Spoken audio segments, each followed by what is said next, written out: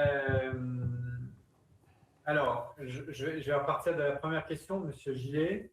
Et suite à l'échange avec Amélie Montchalin, récent, si j'ai bien compris. Euh, donc,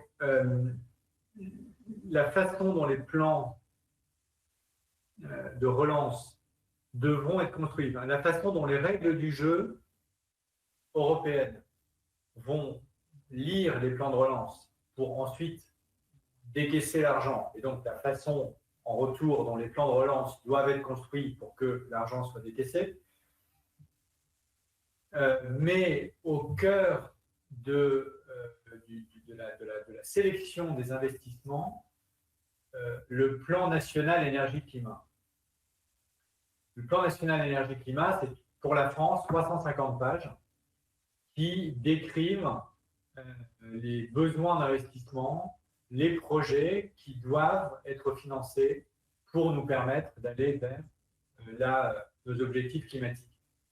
Donc, vous avez tout ce que vous pouvez imaginer sur les transports, les renouvelables, l'efficacité énergétique des bâtiments, la rénovation, etc., etc. Et il est explicitement écrit dans le texte européen que c'est ça qui doit être l'architecture, la colonne vertébrale du plan de relance.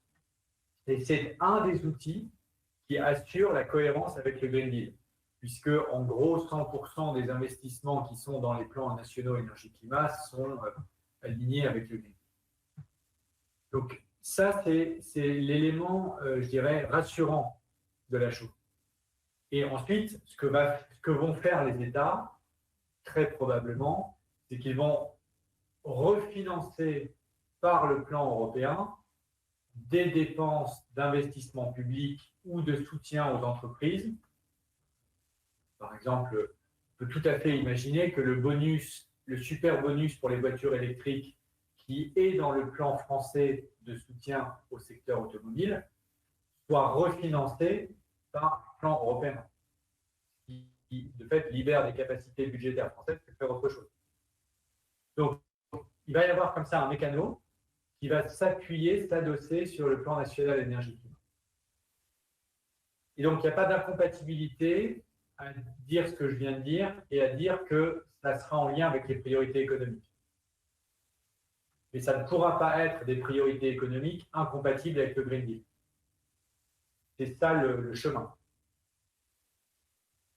Maintenant, on va travailler avec la Commission et au sein du Parlement européen pour continuer à préciser tout ça.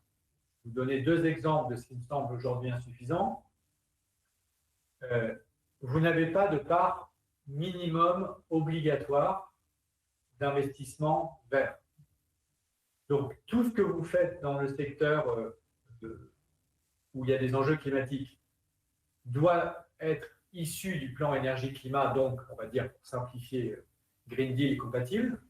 Mais si vous dites ça fait 5% de mon plan, et le reste, c'est du chômage partiel, de la trésorerie des entreprises, du digital, etc., etc., donc beaucoup de social, pour l'instant, ça passe. Et vous allez me dire, c'est très bien, parce que beaucoup de social, c'est nécessaire aussi. Et c'est d'ailleurs pour ça que c'est écrit comme ça.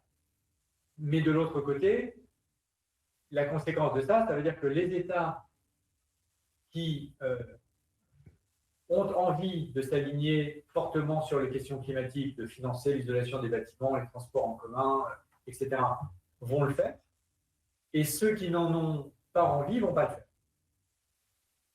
À travers l'argent européen. D'accord ?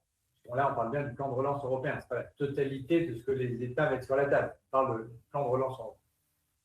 Et le risque, c'est qu'on ait une augmentation des inégalités au sein du marché unique sur ce sujet.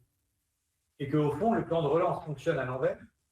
C'est-à-dire qu'au lieu d'assurer une solidarité climatique qui fait que grâce au plan de relance, on permet quand même à l'Italie, pour prendre un exemple que tout le monde a en tête, de financer ses investissements verts, par exemple des collectivités locales du nord de l'Italie qui sortent exsangues, et l'argent européen vient se substituer à l'argent local qui n'est plus là, et du coup, on s'assure que l'investissement continue d'être fait.